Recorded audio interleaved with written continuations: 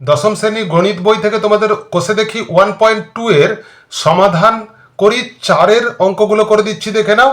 এখানে প্রথম অঙ্কটা দেওয়া আছে, সমাধান করতে বলেছে। দেখো যে 3y² - 20 = 160 - 2y² সমান কত হবে। দেখো এখানেতে y এর মান বার করতে হবে, তার মানে আমাকে তাহলে 3y² এর পাশে আমরা কি করব, এই y²টাকে এদিকে নিয়ে চলে আসব।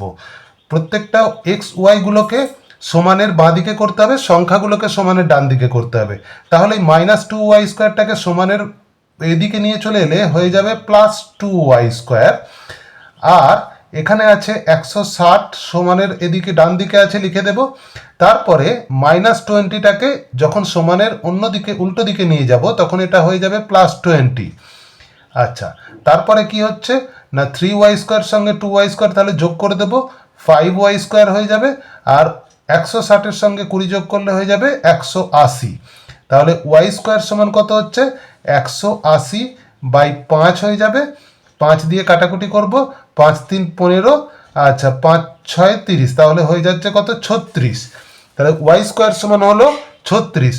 y সমান কত হবে ±√36। দেখো 36-এর বর্গমূল করলে কত হয় 6 হয়, তাহলে +- 6 হয়ে যাবে উত্তর।